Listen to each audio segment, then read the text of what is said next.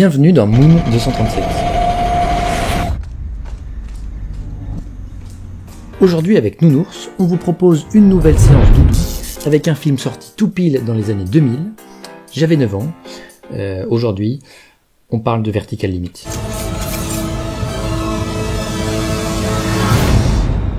C'est la limite verticale.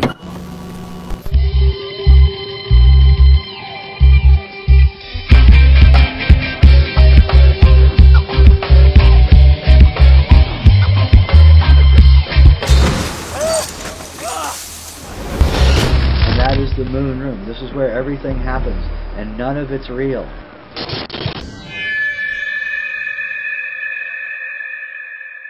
Vertical Limit, C'est la limite verticale. est donc un film de Martin Campbell réalisé en 2000. Alors Martin Campbell, c'est sûrement pas le meilleur réalisateur de tous les temps, parce que c'est quand même lui qui était aux commandes du Masque de Zorro, de la Légende de Zorro, mais aussi de Green Lantern, qui est pas non plus si pire que ça en vrai. Et pourtant, Vertical Limit, c'est pour moi un des tout meilleurs films d'action-aventure du début du deuxième millénaire. La preuve en image avec cette bande-annonce très sobre qui suinte les années 2000.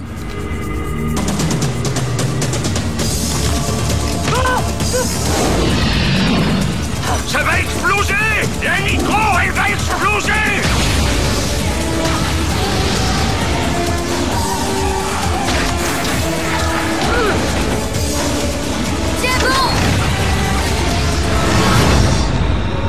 Non franchement ça a l'air bien. Bon, donc on est sur un film d'escalade en haute montagne. Le problème, c'est que Vertical Limit sort presque 7 ans après Cliffhanger, un autre film du genre avec Stallone, J'ai plus mes sensations. et qui proposait une scène d'ouverture complètement dingue et tétanisante. Sarah, c'est super, franchement, on dirait une pro. Continue. C'est bien, doucement. 2 seconds later. Ne regarde pas en bas. La fameuse scène dite du mousqueton qui va lâcher. Un mousqueton va lâcher. Et du coup, Vertical Limit, qui s'inscrit quand même fortement dans l'héritage de Cliffhanger, Le mousqueton va lâcher. se doit de proposer une scène d'ouverture de mousqueton qui va lâcher, au moins aussi intense.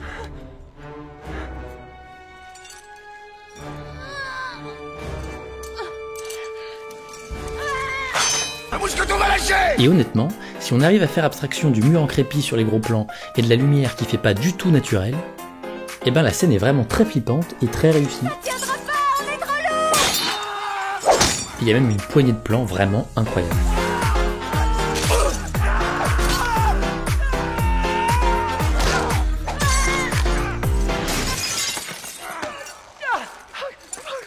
Bref, du coup on a le droit à notre scène du mousqueton qui va lâcher, qui s'achève évidemment avec un tragique coupé de corde. Peter, prends ton couteau s'il te plaît. Quoi? Il y a trop de poids sur ce coinceur, il ne va pas tenir longtemps. Tu comprends ce que je te dis? Il faut que tu coupes la corde. Ce qui est intéressant par rapport à la première scène de Cliffhanger, Sarah, c'est super, franchement, on dirait une pro. c'est que la séquence se termine ici par un choix de mise en scène que je trouve vraiment audacieux en fait. Parce que si dans Cliffhanger la mort du personnage est filmée de façon complètement dramatique,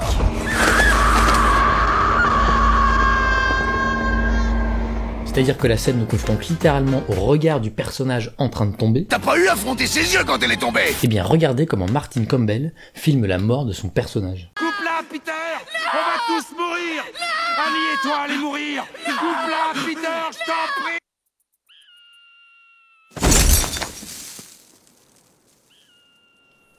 Alors je vous jure que c'est monté comme ça, et je vous jure que cet acteur n'a jamais eu d'Oscar pour ce rôle, ni rien, enfin jamais. Donc, le pitch du film, c'est que 3 ans après cette première scène traumatique, on retrouve Peter en plein Pakistan. On comprend rapidement qu'il a abandonné l'alpinisme, qu'il est devenu photographe animalier, et surtout qu'il est accompagné par le pire assistant du monde.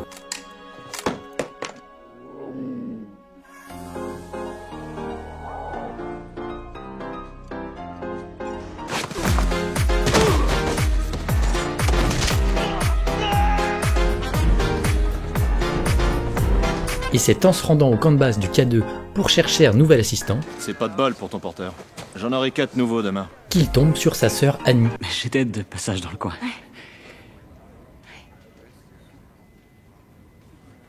On comprend alors que leur relation s'est réduite à néant depuis la mort de leur père, et qu'Annie n'a toujours pas pardonné à son frère. Le dernier coinceur nous aurait lâchés. Tu aurais dû attendre encore un peu.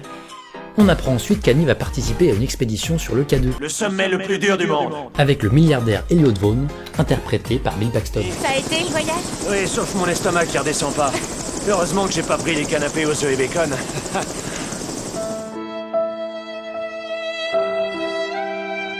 Mais l'expédition se passe mal, notamment à cause d'Elliot, qui va mettre la pression sur le chef d'expédition pour continuer l'ascension malgré un avis de tempête. Je croyais que je te payais pour m'emmener au sommet. Dieu, c'est super. Une avalanche balaye la moitié de l'équipe, et Annie, Elliot et le guide se retrouvent piégés dans une crevasse.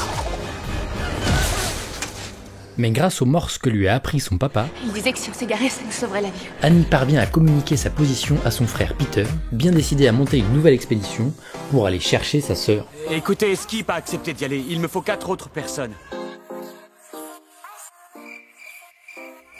J'offre un chèque à qui voudra se joindre au groupe. $1 demi-million. Une fois l'équipe constituée, le côté un peu surréaliste mais rigolo du film, c'est que Peter propose d'emmener de la nitro pendant l'ascension. Je n'y toucherai même pas avec une perche de funambule. L'idée étant de gagner du temps une fois là-haut pour libérer les rescapés en faisant tout péter. Ce sera une turbo. On s'encordera par paire, un conteneur de nitro par équipe. Oh, ça va encore faire des histoires. Tout le monde va vouloir sa petite bombe. Ce qui, en plus d'amener une tension indéniable pendant la deuxième partie du film, permet de faire un clin d'œil tout à fait bienvenu au film Le salaire de la peur d'Henri-Georges Clouzot. Une simple goutte de ce liquide. 4 hommes vont jouer leur vie au volant de ces camions. Et ça c'est cool. Bon, une des forces du film, c'est sa galerie de personnages. Et notamment ses personnages secondaires qui sont tous plutôt sympathiques. On a donc deux frangins mi-rigolos, mi-chiants. D'abord, pourquoi on quitterait le camp de base? Il y a tout le confort moderne, bouffe excellente. Ouais, climat tropical, pas d'engelure à la bille. On a Karim. Les hommes meurent tous, mon ami. On a une française ultra badass, qui évidemment s'appelle Monique. Monique, Peter, enchanté. Le film est d'ailleurs très pressé de nous montrer que Monique est le love interest du héros. Oui. Je peux repasser ou...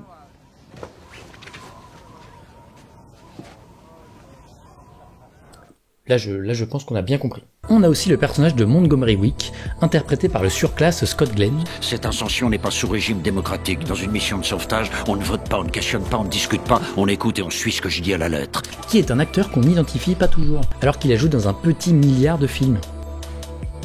Il interprète notamment le chef du département des sciences du comportement dans Le silence des agneaux. Clarisse, j'ai un travail en vue et j'ai pensé à vous.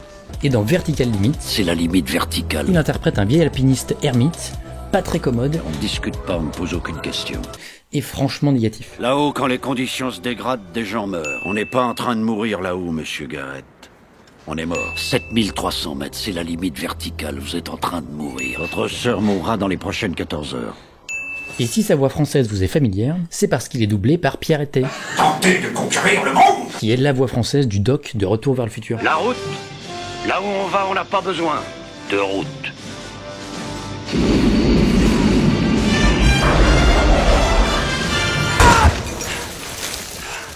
Ma femme est morte d'un œdème. Sa gorge est partie en lambeaux. L'eau a envahi ses poumons. Elle s'est noyée dans ses propres sécrétions. Bon alors même si j'aime beaucoup le film, je suis forcé de constater, l'ayant revu récemment, que le début du film est bourré de blagues qui sont compliquées. Allez chérie, fais-nous un petit sourire. C'est ce que tu sais faire de plus chouette avec ta bouche, à part... Et en même temps, ces blagues-là, elles servent l'arc narratif du personnage de Monique, qui vient mettre en évidence le milieu ultra machiste de l'alpinisme dans lequel elle évolue.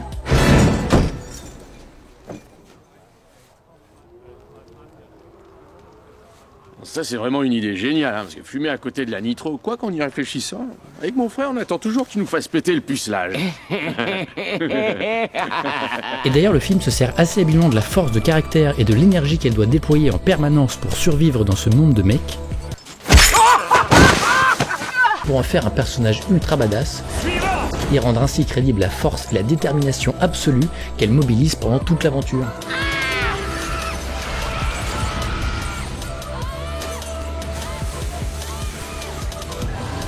Et autant vous dire qu'elle est pas du tout du genre à se laisser passer facilement la bague au doigt.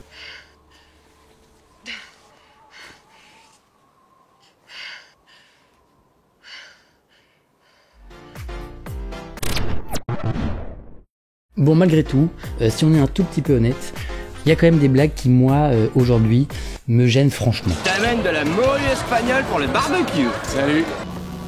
Et c'est là qu'on voit quand même que c'est un film qui a plus de 20 ans.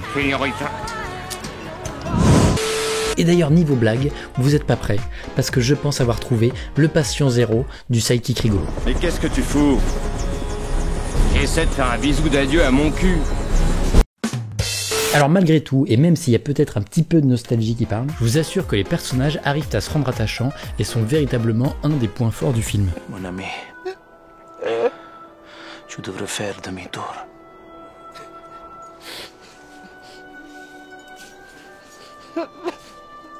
Plus précisément, c'est l'importance attachée à l'écriture des personnages et de leurs conflits qui est pour moi le point fort du film.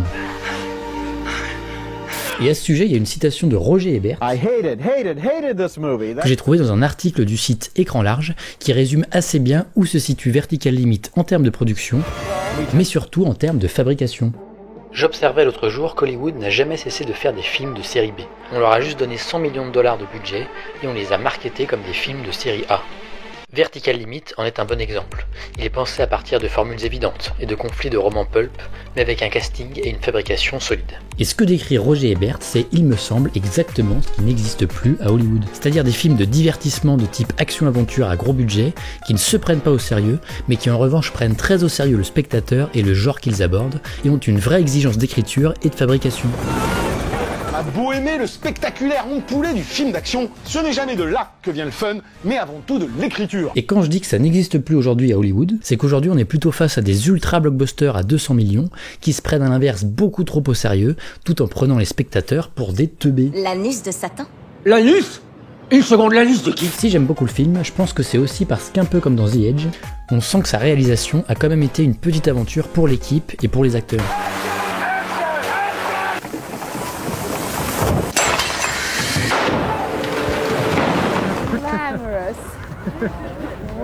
Bon, je dis pas que le film a été une épopée incroyable comme Apocalypse Now, Fitzcarraldo ou ce genre de film, mais simplement que le film a quand même la volonté de proposer un vrai spectacle.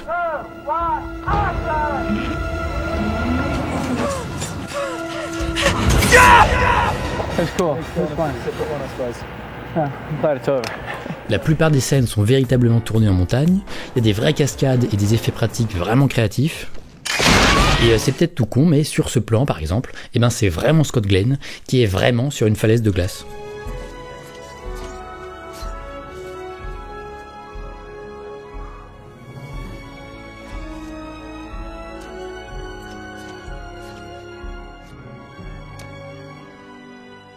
Et juste ce plan-là me fera toujours plus d'effet que l'intégralité des plans de la Marvel Universerie. Qui sont des films où ça sent quand même beaucoup le fond vert, beaucoup les problèmes de contrat d'assurance pour les acteurs, et quand même un peu moins l'aventure. Le cinéma est devenu un truc totalement hygiéniste aujourd'hui. Le pire, c'est que l'écran bleu déteigne sur vous, voyez. Bon, pour conclure, ce qu'on peut dire, c'est que Vertical Limit, ça reste un film d'action très cool, comme on n'en fait plus. Que des films sur l'alpinisme un peu chouettes, il n'y en a pas non plus des millions, même si je peux quand même vous conseiller le super Everest, sorti en 2015. Les êtres humains ne sont pas conçus pour fonctionner à l'altitude de croisière d'un 747. Nos corps vont littéralement mourir. Ou le film d'animation Le Sommet des Dieux, sorti en 2021. Le corps n'est pas fait pour survivre à cette altitude. Ou encore le docu-fiction La Mort Suspendue, qui est plutôt pas mal aussi.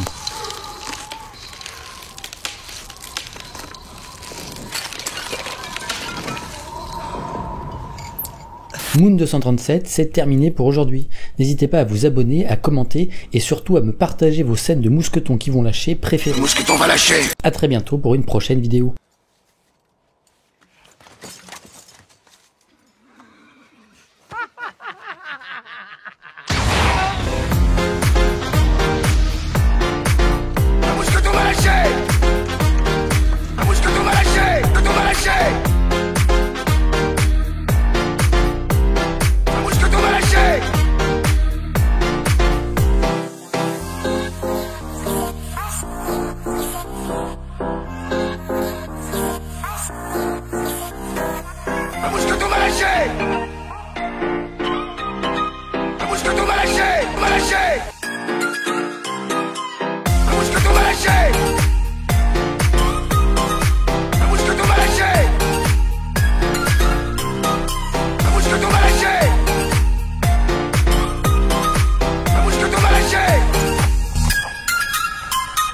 Là où on va, on n'a pas besoin de route.